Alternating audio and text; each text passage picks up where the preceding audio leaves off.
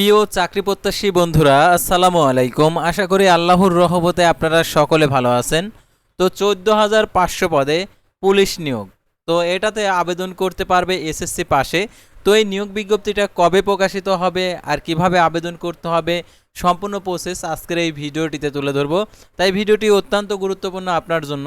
আর আপনি যদি all job news Bangladesh এই চ্যানেলে প্রথমবার এই ভিডিওটি দেখে থাকেন তাহলে আমাদের এই চ্যানেলটিকে সাবস্ক্রাইব করে রাখবেন, notification bell button all press করে রাখবেন, এই ভিডিওটিতে লাইক করে দেবেন। আর যারা ইতিমধ্যে আমাদের এই চ্যানেলটিকে সাবস্ক্রাইব করে পাশে রয়েছেন তাদেরকে অসংখ্য ধন্যবাদ। আর যারা আমাদের ফেসবুক পেজে ভিডিও দেখছেন ফেসবুক পেজটি ফলো দিয়ে রাখবেন। ডিসক্রিপশন বক্সে আমাদের ফেসবুক পেজের লিঙ্ক দেওয়া রয়েছে, তো এখানে ক্লিক করে দেবেন, আমাদের ফেসবুক পেজে নিয়ে যাবে। তো আমাদের ফেসবুক পেজ এবং ইউটিউব চ্যানেলে যে সকল আপডেটগুলো জানতে পারবেন, সরকারি বেসরকারি এনজিও, ডিফেন্স, শিক্ষক নিয়োগ, sales, marketing, railway job, NGO job, এক কথায় সকল ধরনের নিয়োগ বিজ্ঞপ্তির আপডেট জানতে পারবেন। আর অবশ্যই আমাদের এই ভিডিওটিতে লাইক করে দিবেন এবং ভিডিওটি শেয়ার করে দিবেন, সবাই যাতে এই নিয়োগ বিজ্ঞপ্তি সংক্রান্ত তথ্যগুলো জানতে এবং বুঝতে পারে। তো আর কথা না বাড়িয়ে আপনাদেরকে দেখিয়ে দিচ্ছি যে 14,500 পদে নিয়োগ বিজ্ঞপ্তি আর কি বাংলাদেশ পুলিশের, সেই নিয়োগ বিজ্ঞপ্তিটা আপনাদেরকে দেখিয়ে দিচ্ছি।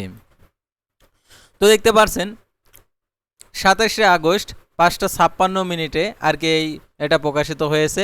তো দৈনিক শিক্ষা .com আর কি এই নিউজটা ছাপা হয়েছে।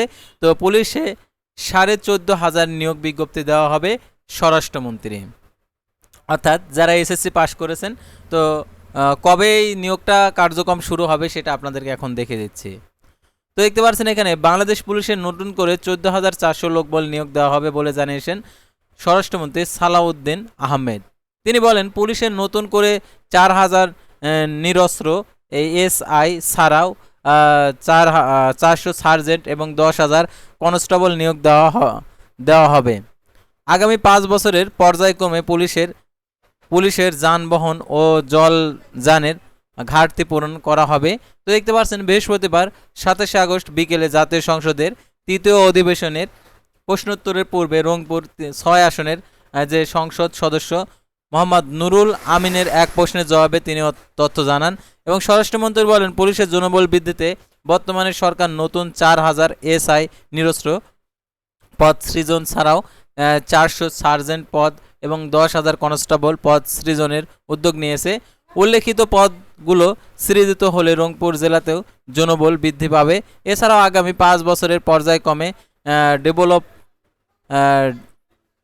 ডেভেলপ অ্যান্ড আগ্নোগ্রাম ইকুইপমেন্টভুক্ত পুলিশের যানবাহন ও জলযানের ঘাটতি রাজস্ব বাজেটের জন্য ক্রয়পূর্বক পূরণ করা হবে। তো এই কথায় আর কি বলেছেন যে 14,500 আর কি নিয়োগ আসছে, অর্থাৎ 14,400 পদে।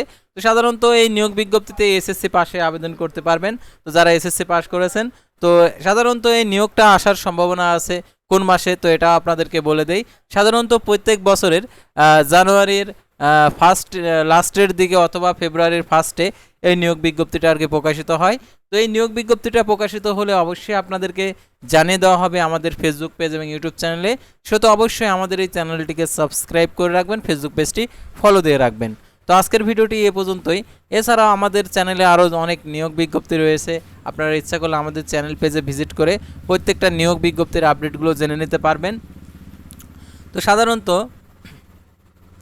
যে সকল নিয়োগ বিজ্ঞপ্তিগুলো চলমান রয়েছে, তো সেই সকল চলমান নিয়োগ বিজ্ঞপ্তিগুলো আপনারা এই ভিডিওটাতে দেখতে পারবেন। অর্থাৎ এই ভিডিওটা দেখলে আপনি যে সকল নিয়োগ বিজ্ঞপ্তি চলমান রয়েছে, নতুন নতুন নিয়োগ বিজ্ঞপ্তি, আপনারা এই ভিডিওটা দেখলে সম্পূর্ণ ক্লিয়ার হয়ে যাবেন। তাছাড়া ডিসি অফিসে যারা আবেদন করতে চান, ডিসি অফিসের নিয়োগ বিজ্ঞপ্তি, ইসলামী ফাউন্ডেশনের, তারপর দেখতে পাচ্ছেন এখানে জেলা পরিষদ, ব্র্যাকে যারা চাকরি করতে চান ব্র্যাকের নিয়োগ বিজ্ঞপ্তি, অর্থ মন্ত্রণালয়, পুলিশ সুপারের কার্যালয়ে যে কম্পিউটার অপারেটর পদে নিয়োগ দিয়েছে, তো এটা। তো সাধারণত এই সকল নিয়োগ বিজ্ঞপ্তিগুলোর আপডেট জানতে হলে অবশ্যই আমাদের চ্যানেল পেজে আসবেন, অথবা যারা ফেসবুক পেজে ভিডিও দেখছেন ফেসবুক পেজের যে রিলস অপশনে ক্লিক করে আপনারা প্রত্যেকটা নিয়োগ বিজ্ঞপ্তি রিলস আকারে দেওয়া রয়েছে, আপনারা দেখে নিতে পারবেন। তো আর কথা না বাড়িয়ে আজকের ভিডিওটি এ পর্যন্তই। আর অবশ্যই এই ভিডিওটি শেয়ার করে আপনাদের বন্ধুদের মাঝে পৌঁছে দেবেন। আল্লাহ হাফেজ।